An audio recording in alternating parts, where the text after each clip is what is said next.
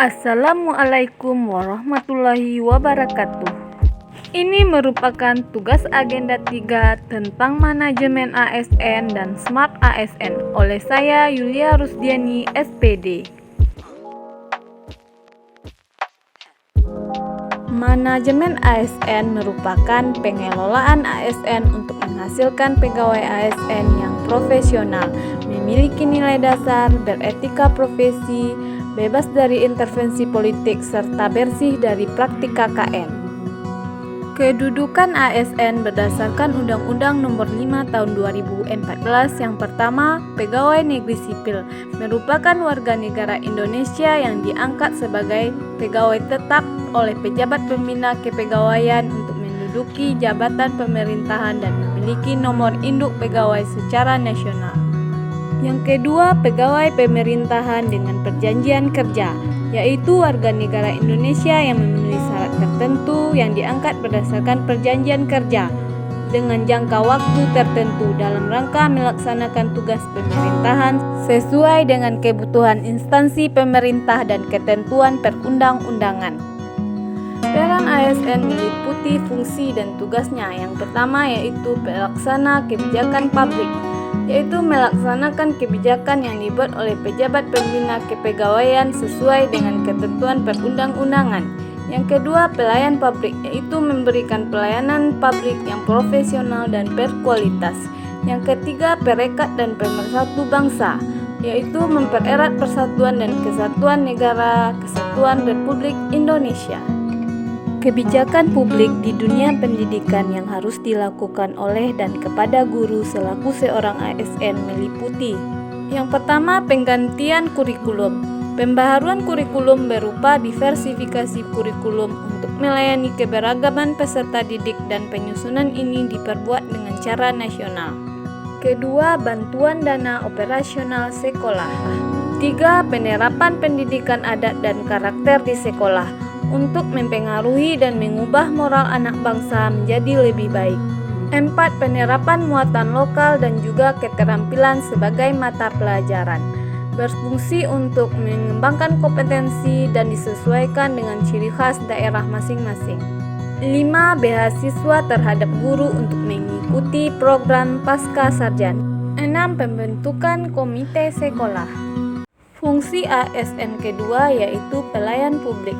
Guru sebagai pelayan publik yaitu memberikan layanan pendidikan melalui kegiatan mengajar dan mendidik. Guru melakukan aktivitasnya dengan konteks pendidikan yang berfungsi sebagai fasilitator, mediator, dan evaluator. Selanjutnya, memberikan pembelajaran yang bermakna melalui penerapan berbagai model pembelajaran dan media pembelajaran yang konkret maupun berbasis digital. Fungsi ASN yang ketiga yaitu perekat dan pemersatu bangsa. Guru sebagai perekat dan pemersatu bangsa berkewajiban mengajar nilai-nilai yang mengarahkan para murid untuk tidak memiliki mindset dan action intoleransi dalam lingkungan sekolah. Guru bertindak objektif dan tidak diskriminatif atas dasar jenis kelamin, agama, suku, ras, dan kondisi fisik atau latar belakang keluarga dan status sosial, serta memelihara, memupuk persatuan dan kesatuan bangsa. Hak dan kewajiban ASN. Yang pertama, hak ASN. Hak PNS yaitu mendapatkan gaji, cuti, tunjangan, hak jaminan pensiun dan hari tua, hak perlindungan, dan hak pengembangan kompetensi.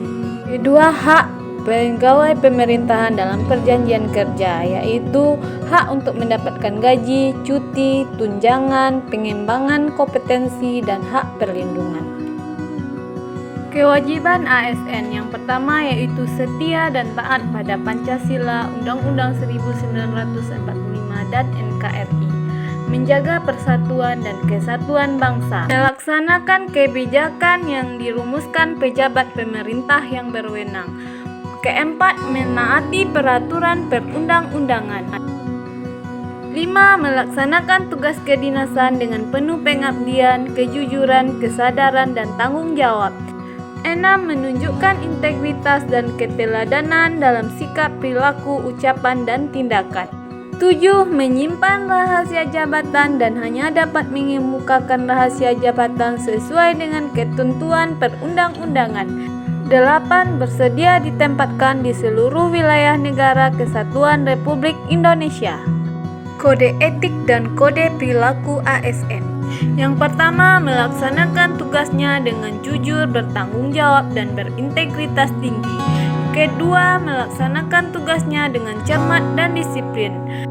3. Melayani dengan sikap hormat dan sopan dan tanpa tekanan. 4. Melaksanakan tugasnya sesuai dengan ketentuan perundang-undangan. 5. Melaksanakan tugas sesuai perintah atasan selama tidak bertentangan dengan undang-undang. Keenam, menjaga kerahasiaan yang menyangkut kebijakan negara. 7. Menggunakan kekayaan dan barang milik negara secara bertanggung jawab. 8. Menjaga agar tidak terjadi konflik kepentingan dalam melaksanakan tugas. 9. Memberikan informasi secara benar dan tidak menyesatkan. 10. Tidak menyalahgunakan informasi internal negara. 11. Memegang teguh nilai dasar ASN dan selalu menjaga reputasi dan integritas ASN. 12. Melaksanakan peraturan perundang-undangan mengenai disiplin pegawai ASN.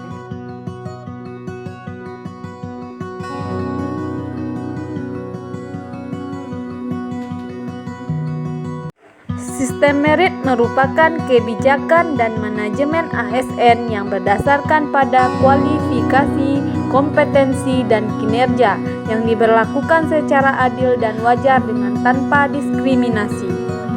Tujuan sistem merit yaitu untuk merekrut ASN yang profesional, mengembangkan kemampuan ASN, memberikan kepastian karir kepada ASN, mengelola ASN secara efektif dan efisien, dan memberikan penghargaan bagi ASN sesuai kinerjanya. Manfaat sistem merit yang pertama bagi ASN yaitu untuk mengembangkan diri, melindungi karir ASN, dan meningkatkan motivasi ASN. Yang kedua, bagi organisasi dapat merekrut ASN yang profesional, mempermudah PPK dalam pengisian jabatan, dan dapat mempertahankan ASN yang berkompeten. Bagi birokrasi yaitu dapat menciptakan birokrasi mandiri dan birokrasi menjadi pusat inovasi dan kreativitas. Bagi masyarakat, tujuan birokrasi untuk memberikan pelayanan kepada masyarakat akan terjamin. Dalam manajemen pengelolaan PNS mengatur hal-hal yang sebagai berikut: mengatur penyusunan dan penetapan kebutuhan PNS. Yang kedua, pengadaan PNS. Yang ketiga, mengatur pangkat dan jabatan PNS. Keempat, pengembangan karir. 5. Promosi. 6. Mutasi. Lanjutan manajemen pengelolaan PNS yaitu mengatur penilaian kinerja, penggajian dan tunjangan, penghargaan, jaminan pensiun dan jaminan hari tua, disiplin PNS, dan perlindungan untuk PNS tersebut. Selanjutnya, materi Smart ASN.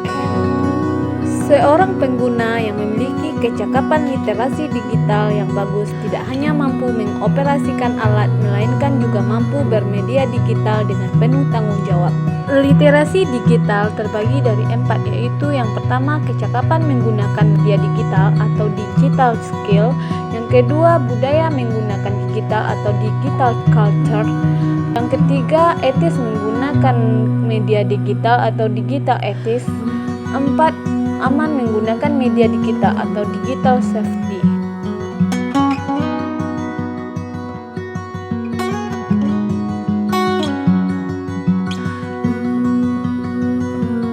Keempat pilar yang menopang literasi digital yaitu etika, budaya, keamanan, dan kecakapan dalam bermedia digital.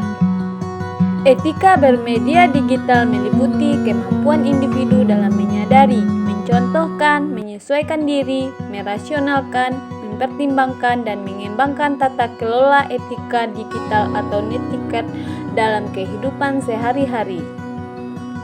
Konten negatif yang membarengi perkembangan dunia digital tentu menyasar para pengguna internet yang substansinya mengarah pada penyebaran kebencian atau permusuhan berdasarkan suku, agama, ras, dan golongan. Adapun konten negatif itu berupa hoax, cyberbullying, dan hate speech atau ujaran kebencian. Sekian pemaparan materi oleh saya. Terima kasih.